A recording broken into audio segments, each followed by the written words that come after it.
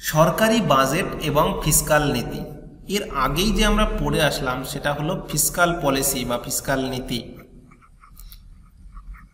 তো এরই পার্ট 2। তো এটা জানতে গেলে জানতে হবে আগে বাজেট। তো বাজেট সংক্রান্ত আগে আমরা জানিয়েছি যে ইউনিয়ন বাজেট 2021-22 এর এবং 4টে বছরের কম্প্যারিজন, 4টে বাজেটের কম্প্যারিজন দেখিয়েছি কিভাবে রেভিনিউ রিসিপ্ট হয়, ক্যাপিটাল রিসিপ্ট, এটা টোটাল রিসিপ্ট, এক্সপেন্ডিচার, ডেফিসিট। এই ডেফিসিটগুলো আমরা পড়ব এই ক্লাসের মাধ্যমে।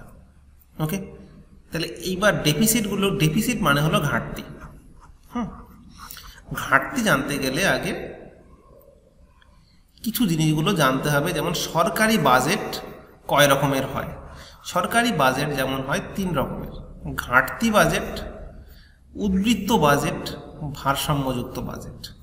অ্যাকচুয়ালি তুমি যদি এটাকে ল্যাঙ্গুয়েজে পড়ো যে সরকারি বাজেট হলো এমন এক অর্থ সংক্রান্ত বিবৃতি যার মাধ্যমে চলতি আর্থিক বছরে সরকারের প্রস্তাবিত ব্যয় ও কাঙ্ক্ষিত আয়ের পূর্বাভাস পাওয়া যায়। কি ব্যয় করবে আর কি আয় করবে এটা দিয়ে বোঝা যায় যে সরকার সারা বছরের মাধ্যমে কি করতে চলেছে। তো এবার বাজেটের আমরা রাইট সাইডে যদি দেখে নিই যে টাইপস অফ গভর্নমেন্ট বাজেট। তো গভর্নমেন্ট বাজেট কি বলছে, একটা হলো ব্যালেন্স বাজেট, একটা হলো আনব্যালেন্স বাজেট। আনব্যালেন্সের মধ্যে আবার দুটো ভাগ, সারপ্লাস বাজেট আর হলো ডেফিসিট বাজেট। এই সারপ্লাস বাজেট কি উদ্বৃত্ত বাজেট, আর ডেফিসিট হলো ঘাটতি বাজেট, আর এটা হলো ব্যালেন্স বাজেট। তাহলে ঘাটতি বাজেট আমরা পড়ছি ডেফিসিট বাজেট। যদি সরকারের প্রস্তাবিত ব্যয় বা যদি আয় অপেক্ষা বেশি হয়, মানে আমি বলতে চাইছি ধরো সরকারের আয় 100 টাকা, খরচ 150 টাকা। মানে তুমি ভাবতে পারো আমাদের লাইফ, আমরা রোজগার করি 40,000 টাকার, খরচা করি 50,000 টাকা। কি উল্টে না 10,000 টাকা ধার, কোথায় না ক্রেডিট কার্ডে ধার বা ইএমআইতে ধার, ঠিক আছে, এই ধরনের। তো আমরা ঘাটতিতে চলছি, মানে আমাদের দেশের যে বাজেট সেটা ঘাটতি বাজেট। তো আমরা যদি দেখি যে কি কি বাজেট আছে আগে দেখে নিই একবার, তারপরে ওই সেকশনটায় যাব। এই দেখো, আধুনিক অর্থনীতিবিদ জেম কেন্স 1930-তে তার যে বুক এনেছিল সেই বুকের নাম কি তোমরা কমেন্ট বক্সে জানাও, দেখি কতজন ফার্স্ট ক্লাস করেছে। ওকে, তো এর মতে উন্নয়নশীল দেশগুলি দেশের অর্থনৈতিক কাঠামো সুদৃঢ় করার লক্ষ্যে সরকারি ব্যয় বৃদ্ধি করে ঘাটতি বাজেটের মাধ্যমে অর্থনৈতিক উন্নয়নের পথ সুগম করতে পারে। তাহলে আমরা কি করলাম, আমরা বললাম যে আমরা আয়ের থেকে ব্যয় বেশি, এটাই ঘাটতি বাজেট। উদ্বৃত্ত বাজেট মানে আমরা ঘাটতি বাজেট হলো ইন্ডিয়ার বাজেট তুমি বলতে পারো। উদ্বৃত্ত বাজেট মানে যা আয় হবে তার থেকে কম ব্যয়, এইটাকে বলা হয় উদ্বৃত্ত, মানে বেঁচে যাওয়া। উন্নয়নশীল দেশগুলো নয়, উন্নত যে দেশগুলো আছে না, ওয়েস্টার্ন কান্ট্রি, যেমন হতে পারে আমেরিকা, হতে পারে ইউরোপ কান্ট্রির, ইউরোপ মহাদেশের যে দেশগুলো আছে সেগুলোতে এই উদ্বৃত্ত বাজেটটা দেখা যায়, কারণ তাদের খরচ করার আর জায়গা নেই, তাদের ইনফ্রাস্ট্রাকচার ডেভেলপমেন্ট হয়ে আছে, তারা প্রত্যেকেই জব পেয়ে আছে। তো তাদের ক্ষেত্রে যে কিছু ব্যয় করা হয় সেটা ক্যাপিটাল এক্সপেন্ডিচারের ক্ষেত্রে করা হয় বা R&Dর ক্ষেত্রে করা হয়। বলছে আর ভারসাম্যযুক্ত বাজেট বলছে আয় আর ব্যয় যদি অনুমানিক সমান ধরে নেওয়া হয়, মোটামুটি যেমন আয় আসছে তেমন ব্যয় করছে, 100 টাকা আয় করি 100 টাকায় ব্যয় করি, কোনো সেভিংস কিছু নেই, ঠিক আছে। তাহলে এই ধরনের বাজেটকে বলা হয় ভারসাম্যযুক্ত বাজেট। দেখো এক্সাম্পলগুলো দেওয়া আছে। স্বল্পোন্নত ও উন্নয়নশীল দেশগুলিতে ঘাটতি বাজেট অনুশীলন করা যায়। উন্নত দেশগুলিতে, বিশেষ করে ধনতান্ত্রিক দেশগুলিতে যেখানে কাঠামোগত ইনফ্রাস্ট্রাকচার দিক দিয়ে উন্নত, সেখানে সরকারি আয় অপেক্ষা ব্যয় বেশি হয়ে থাকে। এটা ব্যয় বেশি হয়ে থাকে। এই দেশগুলিতে সাধারণত উদ্বৃত্ত বাজেট গ্রহণ করা হয়েছে। উদ্বৃত্ত বাজেট কোথায় গ্রহণ করা হয়েছে? উন্নত দেশগুলিতে।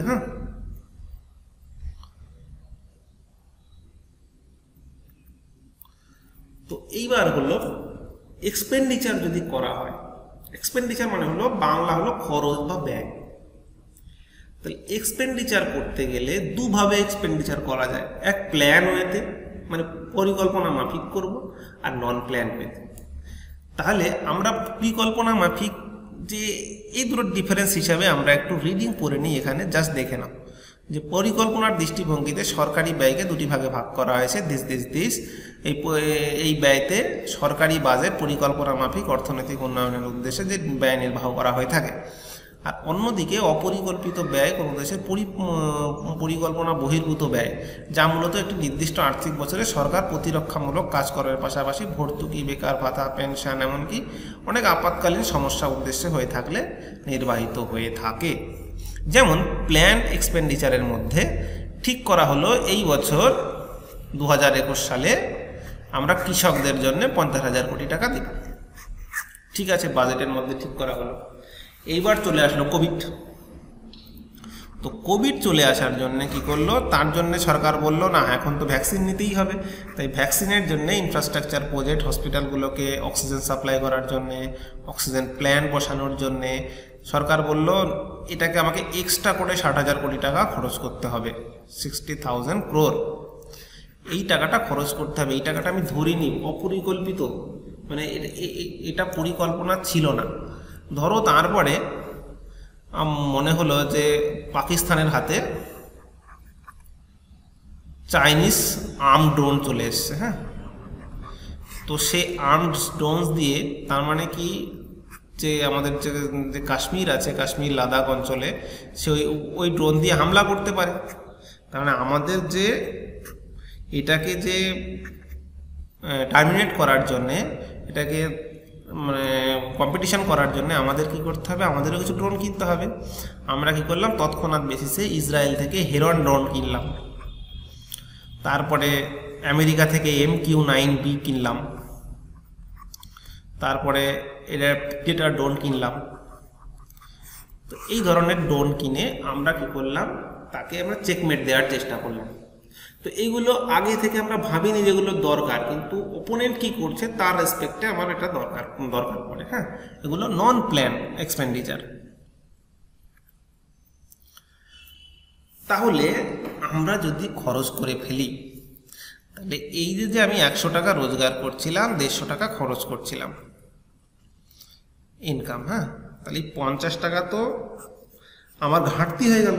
50 টাকা তো আর নিশ্চয়ই আমি, আমার বাড়িতে গাছ লাগানো নেই যে আমি টুক করে তুললাম আর সেখান থেকে আমি আবার সেটা কন্ট্রোল করে নিলাম, আমি সেটাকে ম্যানেজ করে নিলাম, আমাকে আয় করেই করতে হবে। তাহলে আমার এই ঘাটতিটাকে কিভাবে আমরা ডিফারেন্স করব, কিভাবে আমরা আলাদা আলাদাভাবে দেখব, সেই জিনিসটাই হলো ডেফিসিট বলা হয় বা ফিস্কাল ডেফিসিট বলা হয়। আর ফিস্কাল ডেফিসিটের মধ্যে রেভিনিউ ডেফিসিট, প্রাইমারি ডেফিসিট সবই পড়ে। এবার ছোট্ট করে একটা ইনফরমেশন, 1997-98 সালে এই নামটা মনে রাখবে, সুখময় চক্রবর্তীর সুপারিশক্রমে বেশ কিছু পরিবর্তন ঘটেছে। কি নিয়ে না, ফিস্কাল পলিসি নিয়ে। ফিস্কাল ডেফিসিট এ বলেছে যে ফিস্কাল ডেফিসিট গভর্নমেন্টের অবশ্যই উচিত 3%-এর মধ্যে রেখে দেওয়া, কিন্তু গভর্নমেন্ট সেটাকে 9%-এ নিয়ে চলে গেছে।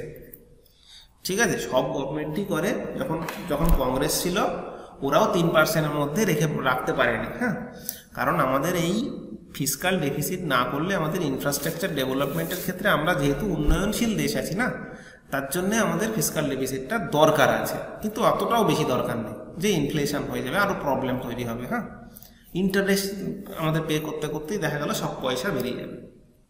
ওকে, তাহলে যে বাজেটে রাজস্ব ঘাটতি ও ফিস্কাল ঘাটতির মতো কয়েকটি গুরুত্বপূর্ণ ঘাটতি সংক্রান্ত ধারণার উদ্ভব ঘটে। আমরা জানব রেভিনিউ ডেফিসিট কি, ফিস্কাল ডেফিসিট কি, প্রাইমারি ডেফিসিট কি, বাজেট ডেফিসিট কি, হ্যাঁ, প্রত্যেকটা জিনিস আলাদা আলাদা আলাদা করে জানব। Revenue deficit. এবার রেভিনিউ ডেফিসিট আমরা যখন ফার্স্টে পড়ছিলাম যে রেভিনিউ রিসিপ্ট ছিল, তাহলে রেভিনিউ রিসিপ্ট ছিল, আর তাহলে রেভিনিউ এক্সপেন্ডিচারও ছিল। আমরা যদি আগের ক্লাসটাকে খেয়াল করি তাহলে রেভিনিউ এক্সপেন্ডিচারও ছিল, রেভিনিউ রিসিপ্ট ছিল। তাহলে এই রেভিনিউ এক্সপেন্ডিচার থেকে রেভিনিউ রিসিপ্টটা যদি বাদ দিয়ে দিই তাহলেই আমরা পেয়ে যাব রেভিনিউ ডেফিসিট। কারণ রাজস্ব ব্যয়, আমরা যেহেতু উন্নয়নশীল দেশ আছি, উন্নয়নশীল দেশে আমরা রাজস্ব ব্যয়টা বেশি হবে আর রাজস্ব আয় কম হবে। তাহলে আমাদের যে রাজস্ব ঘাটতি হবে, রেভিনিউ ডেফিসিট হবে, সেটা হবে রাজস্ব ব্যয় মাইনাস রাজস্ব আয়, রাজস্ব ব্যয় মাইনাস রাজস্ব প্রাপ্তি। এটাকে ভালো করে মনে রাখবে যে এটার থেকে এটা মাইনাস করতে হবে। হ্যাঁ, এটা বাদ দিলেই হয়ে গেল। তুমি একটু জিনিসটাকে বোঝার চেষ্টা করো যে রেভিনিউ ডেফিসিট কোনটা। ধরো 500 টাকা রেভিনিউ আমি রিসিপ্ট পাচ্ছি, আয় করছি, এবার 700 টাকা আমার এক্সপেন্ডিচার হলো, খরচা হলো। তাহলে আমাদের ঘাটতি কত হলো? ওই 700 মাইনাস 500 না, তাহলে হয়ে গেল 200। তা এবার বলছি তাহলে বাজেট ঘাটতি কী হবে? বাজেটের মধ্যে কি থাকে? ক্যাপিটাল প্লাস রেভিনিউ, এই দুটো মিলেই তো আমাদের রিসিপ্ট থাকে, গভর্নমেন্ট রিসিপ্ট থাকে। তাহলে গভর্নমেন্ট রিসিপ্ট যদি, এটা যদি গভর্নমেন্ট রিসিপ্ট হয়, আর ক্যাপিটাল এক্সপেন্ডিচার আর রেভিনিউ এক্সপেন্ডিচার, এই দুটোর ডিফারেন্সকেই বলা হবে বাজেট ঘাটতি, তাই না? দুটো শুধু রেভিনিউয়ের হলে রেভিনিউ ডেফিসিট, ফুল বাজেটের হলে বাজেট ডেফিসিট, সিম্পল ব্যাপার, তাই না? তো এই হলো বাজেট ডেফিসিট, আমরা জানলাম। আচ্ছা, ফিসকাল ডেফিসিট সংক্রান্ত আরও অনেকটা ইনফরমেশান দেওয়া আছে। হ্যাঁ, দেখে নাও এই লাইনগুলো। সরকারের আয় আর ব্যয়ের মধ্যে যে ফারাক, সেটা রাজকোষ ঘাটতি। এই ঘাটতি পূরণ করা হয় ধার করে। রাজকোষ ঘাটতি বাড়লে সরকারের ঋণের পরিমাণও বাড়ে। দেখো, আমি ম্যাক্রো ইকোনমিক্স পড়তে গিয়ে বলেছিলাম যে ম্যাক্রো ইকোনমি যদি পড়ে থাকো, এর আগে ভিডিও দেখে থাকো, তাহলে সেখানে আমি বলেছিলাম যে ম্যাক্রো আর মাইক্রোর মধ্যে ডিফারেন্স কি। মাইক্রো হলো ইন্ডিভিজুয়াল পার্সন, মানে তোমার যা বাজেট, আর ম্যাক্রো হলো দেশের বাজেট, ম্যাক্রো মানে বড়। এই মাইক্রোতে আগে ইনকাম করা হয়, তারপর খরচ করা হয়, মানে আগে ইনকামের কথা ভাবা হয়, তারপর খরচ করব। আর এখানে আগে খরচের কথা ভাবা হয়, তারপর ইনকাম করব। তাহলে ম্যাক্রো ইকোনমিক্স যদি আমি দেখি, তাহলে পরে আমরা যে খরচটা তো আমরা আগে করে ফেলছি না। আমরা আগে যখন বাজেট করছি তখন আমরা দেখবে বাজেটের এটা আমরা একবার দেখে বুঝে নিই।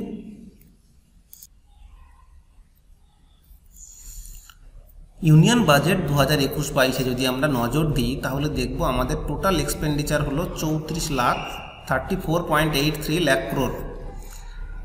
আবার রিসিভ হয়েছে এত পরিমাণ।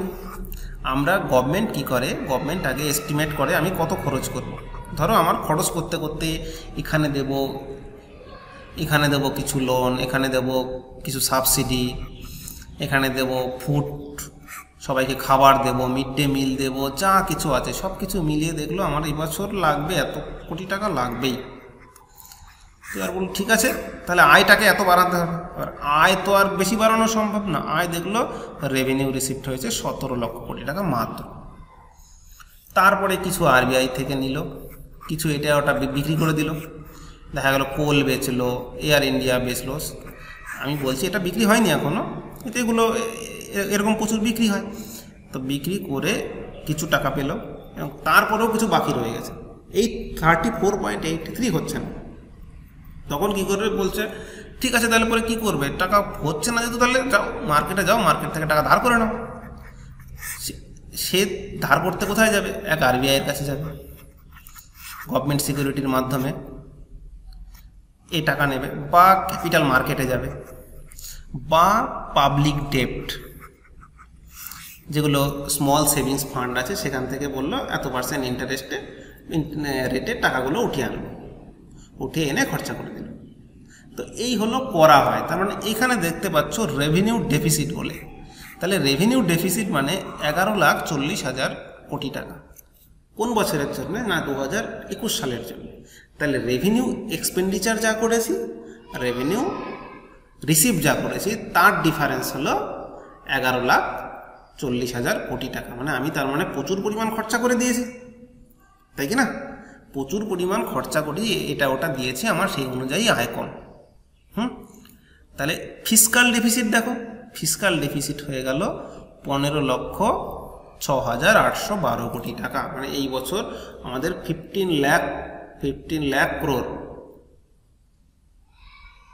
15 লাখ কোটি টাকা আমাদের এই বছরে ফিসকাল বাৎসরিক বা বার্ষিক ঘাটতি রয়েছে। এই টাকাটা আমাদের পরবর্তীতে শোধ করতে হবে, তাই কি না? তো এই হলো ফিসকাল ডেফিসিট। আর একটা আছে প্রাইমারি ডেফিসিট। প্রাইমারি ডেফিসিটটা ওখানে আমরা পড়ব গিয়ে।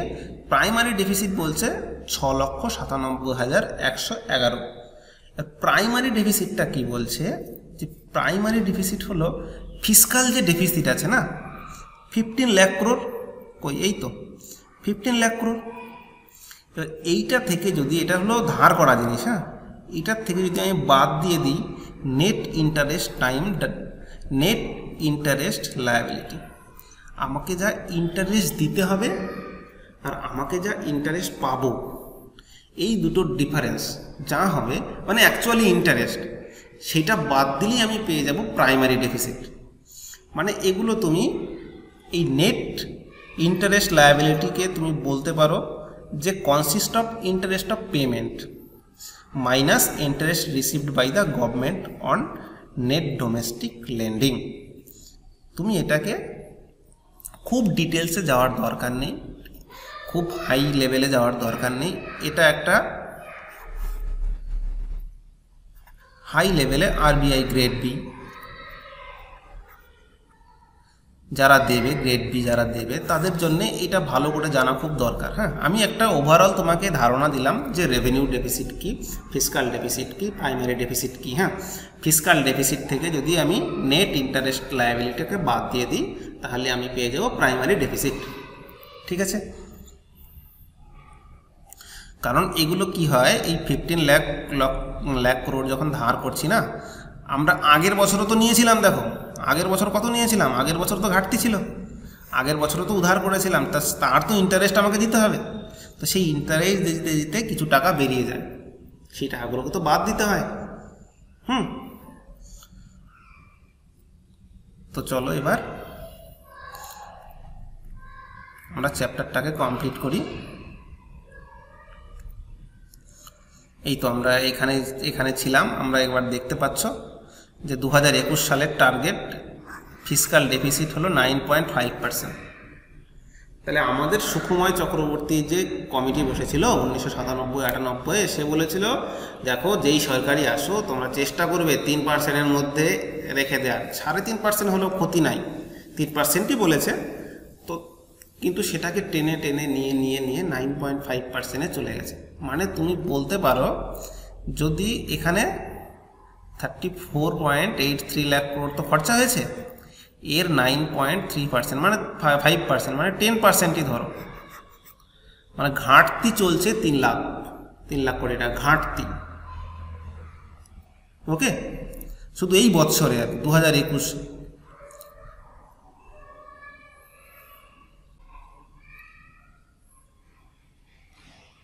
তো fiscal responsibility and budget management. Fiscal responsibility কি, ফিসকাল যদি পলিসি থাকে তার রেসপন্সিবিলিটিও থাকবে এবং বাজেটটাকে ম্যানেজ করতে হবে। বলছে 2003 সালে ভারত সরকার ফিসকাল রেসপন্সিবিলিটি FRBM আইন তৈরি করে। এই আইন অনুসারে রাজস্ব খাতে কোনো ঘাটতি থাকা চলবে না, মানে 0% ঘাটতি করতে হবে, যেখানে 9.5% আছে। বুঝতে পেরেছ? তো এই রাজকোষ ঘাটতির পরিমাণ দেশের মোট অভ্যন্তরীণ উৎপাদন বা জিডিপির 3% বেশি হবে না। এখানে একটা আইন করে দিয়েছে, ওখানে জাস্ট সুকুময় চক্রবর্তী বলেছিল, আর এখানে FRBM অ্যাক্ট বানিয়ে দিয়েছে 3%-এর বেশি যেন না হয়। কিন্তু এটা কি ফলো হচ্ছে? গভর্নমেন্টই ফলো করছে না। ওকে, এই দেখো প্রকৃত ছবিটা কিন্তু অন্যরকম। সরকার কখনো শূন্য রাজস্ব ঘাটতিতে পৌঁছতে পারেনি, রাজকোষ ঘাটতির পরিমাণও 3% নামিয়ে আনতে যায়নি। রাজকোষ ঘাটতি সম্পর্কে সর্বপ্রথম ধারণা দেন অধ্যাপক সুকুময় চক্রবর্তী 1997-98। ঠিক আছে, এই হলো ফিসকাল পলিসি এবং ফিসকাল ডেফিসিট সম্পর্কে পুরো চ্যাপ্টার কমপ্লিটেড।